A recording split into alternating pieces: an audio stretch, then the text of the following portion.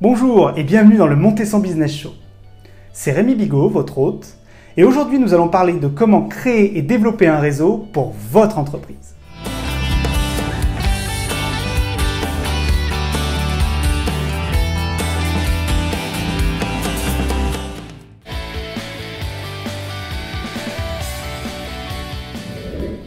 Comme vous le savez sûrement, créer et développer un réseau est quelque chose de crucial pour la réussite de votre activité.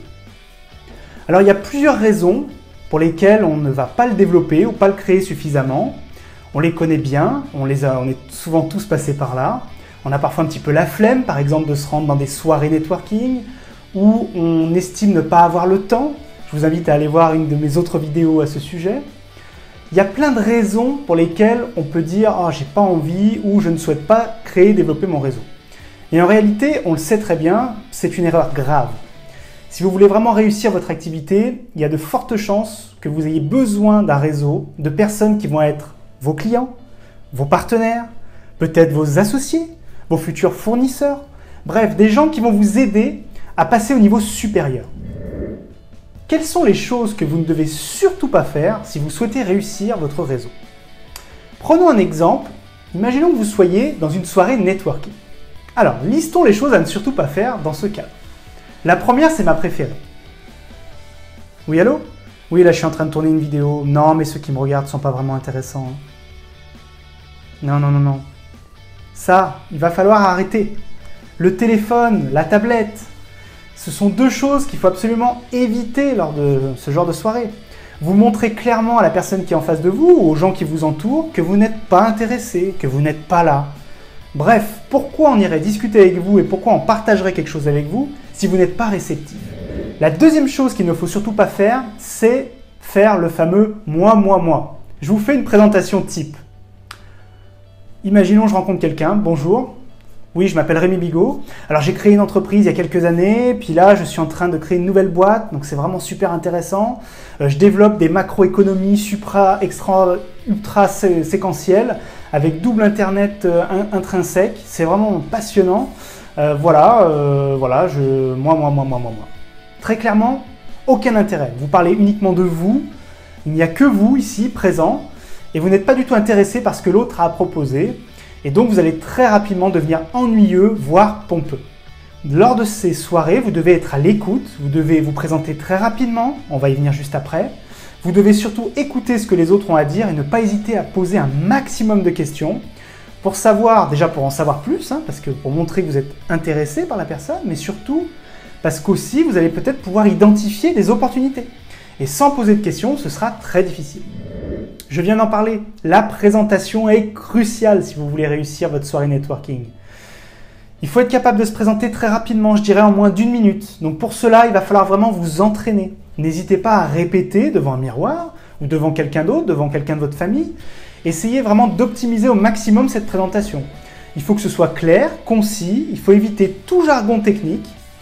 Et il ne faut pas hésiter à parler un petit peu de vous aussi, pas seulement de votre activité. Bref, faites des tests, essayez d'être le plus intéressant et le plus succinct possible, le plus efficace également. Et surtout, essayez de faire en sorte que les gens aient envie de vous poser des questions. Donc ne dévoilez pas tout dans votre minute de présentation. L'autre point important, c'est la fameuse carte de visite. On l'utilise souvent à tort et à travers de façon très mauvaise. La carte de visite, dans l'idéal, on vous la demande. Si on ne vous la demande pas, c'est que vous n'avez pas bien fait votre travail. Bref, si vous ne vous êtes pas bien présenté, si vous n'avez pas suffisamment écouté la personne, si vous n'avez pas suscité l'envie chez la personne qui est en face, elle ne vous demandera pas la carte de visite et ça ne servira du coup à rien de lui remettre. Donc essayez de faire en sorte d'être suffisamment intéressant pour qu'on vous demande la carte de visite. Évitez absolument de venir avec des flyers, de littéralement donner absolument la carte de visite à la personne. Elle n'est pas là pour ça, elle est là pour discuter, elle est là aussi parfois un petit peu pour se détendre, pour partager un peu sa vie d'entrepreneur. Bref, soyez un petit peu attentif et intelligent.